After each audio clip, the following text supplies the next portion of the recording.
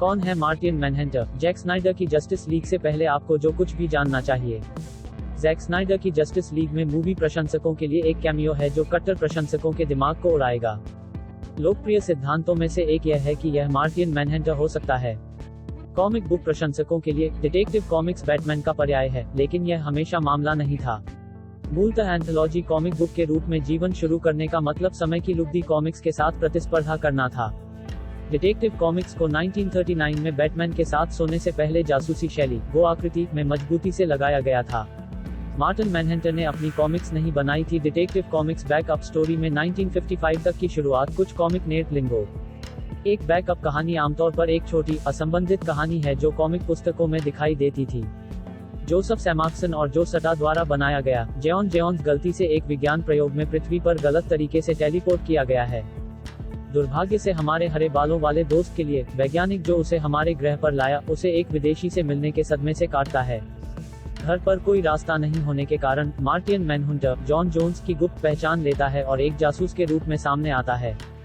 जब वह दिन को मार्टिन मैनहंटर के रूप में नहीं बचा पाता है।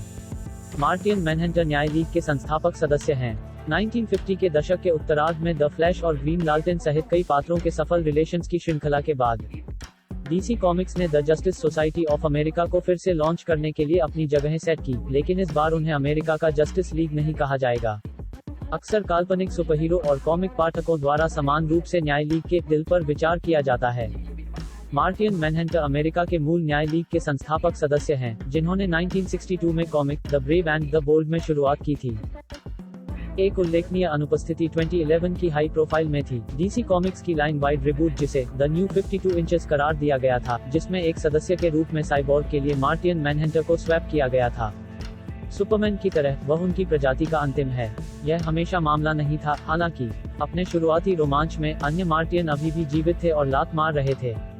अनंत पृथ्वी के मेगा क्रॉसओवर इवेंट में डीसी के संकट के बाद 1980 के दशक के मध्य तक मंगल ग्रह को मृत ग्रह बनाने के लिए मार्टिन मैनहंटर की उत्पत्ति को रद्द कर दिया गया था।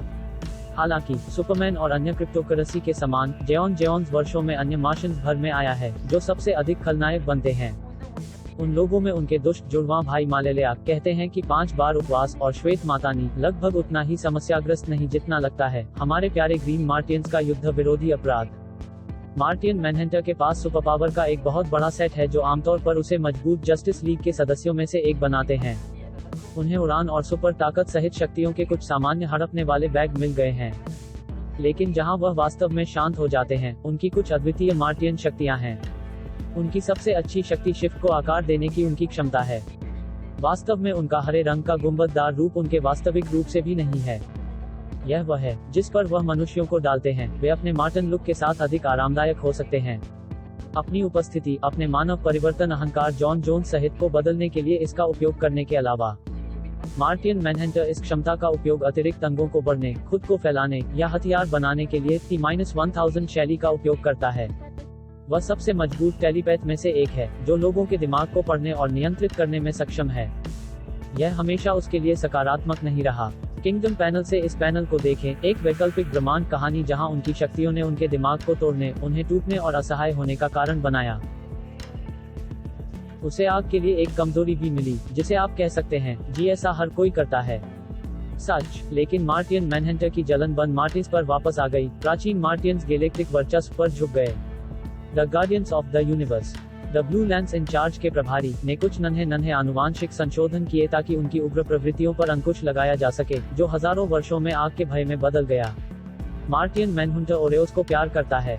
यह एक बात है, मुझ पर विश्वास करो। कॉपीराइट मुद्दों ने उन्हें डीसी कॉमिक्स के पन्नों में चौकोस में बदल दिया है, लेकिन कोई गलती नहीं करते हैं। मार्टिन मैनहंटर हर किसी की पसंदीदा शाकाहारी अनुकूल कुकी के लिए एक चेतावनी है। मार्टिन मैनहंटर फैन कॉस्प्ले में आमतौर पर उन्हें शामिल किया जाता है। ओरोस के प्रति उनके प्रेम के बारे में एक हास्य पुस्तक का शाब्दिक संपूर्ण मुद्दा है। टेबल टॉप डीसी गेम में एक आकृति है जो उन्हें एक सिंहासन पर बैठाती है।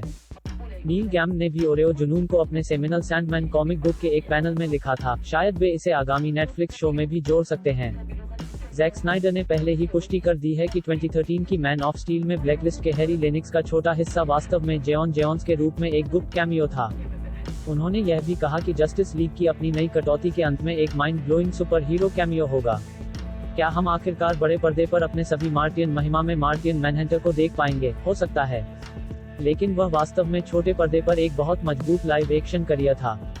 1997 का जस्टिस लीग ऑफ अमेरिका, एक कम बजट का टीवी पायलट जिसे उठाया नहीं गया। यह देखें कि YouTube पर एक मुझे इंतजार है वह स्मॉलविले में आवर्ती चरित्र के रूप में पॉप अप हुआ। यह सभी स्मॉलविले कॉन्नेस में था।